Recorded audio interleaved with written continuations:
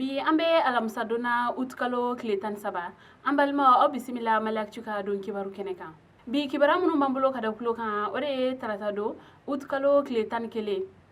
segu ale dugu do kon be no ko siribugu bingal ke wale kon tara ka nyeshi bulma fe ta nyogona kon mayeno kibara munu serama ulu kon ayire ka foko bingal ke wale kon talen fle ka nyeshi bulma fe munu mani eta ko akoni yire la ka foko dogode ulu kon ka bulma fe kon fumbe ala ko wa fene ko ni bingal ke wale nun koni nyesina mo gansan wera kon fene ma uga bulma fe kon konnala ayire la ka foko marfa kon ne me ni bingal ke lan nun kon bolo ko u koni ye ni dugu tagala nun koni bola waru koni be mine ula aleni u bolo fe na fama yere koni fene chama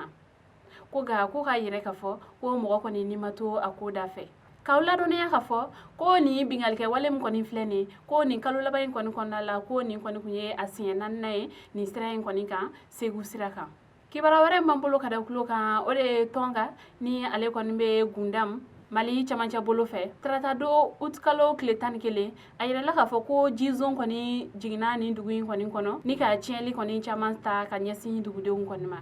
kibara munu serama ulu koni ayire ka fo ko trata do utkalo kletan kele ko samba koni nana ni duguina ni oye tongay ko ka ji koni sigi fambe ko fuka ke chieli chaman koni ayira la ka fo ko ma chaman koni ka so bina ka sababu ke ni sain koni nalie ko aleni bolo fen chaman yere koni fene chena ambe wakati mna iko sisa jiko o koni kelembe ka tonga ka o ka ulu koni kamanafli sabla u koni tado ubena ni wakati koni lateme chuko yamna jatemino koni ayire ko sam koni nalen fle ni tonga ko a hake ya koni beta milimetri bioro ni woro koni nyokonala o sababu yala tonga kaw koni kelembe ka wele mada koni bla mali jamana nyemoko ma ale koni banyumanke ton wala sa chukamna ubse ka ni wati nun koni nyuma lateme kibar haware mambulo kada kulo kan ode tratado utkalo kletan kele marfati do koni bingal ke waleta khanya sin do do koni ma gundam ale koni dire chelala kibara munu serama ulu koni ayire ka foko do do koni mobili do koni kono ko ulu koni kuntatola do suku konna bingal ke la ulu koni ka jetemina koni bolla ni ma ko fale nun koni ka bolma fenka o sababu yala u koni bingal ke waleta khanya sin nun koni ma ni do jola nun koni ulu koni bolla war koni be minela ula ale ni u bolla fen na fama koni fene chama ni bingal ke la nun koni kele kani barakolo koni ke usoro la ka boli wa uta fankele yere koni fene madon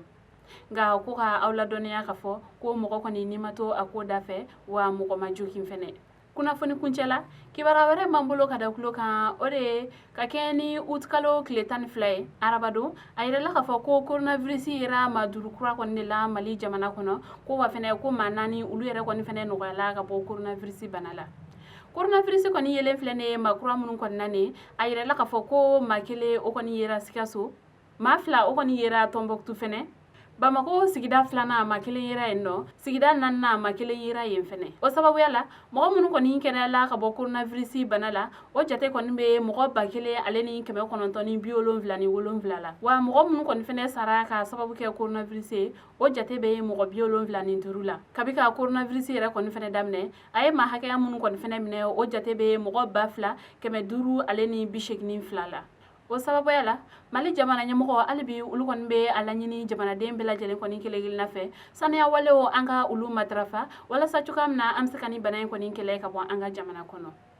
ambalima ni ne kuye awa bidon kibaru e kada ukuluka aninche aka kulo majola akambe anyogana were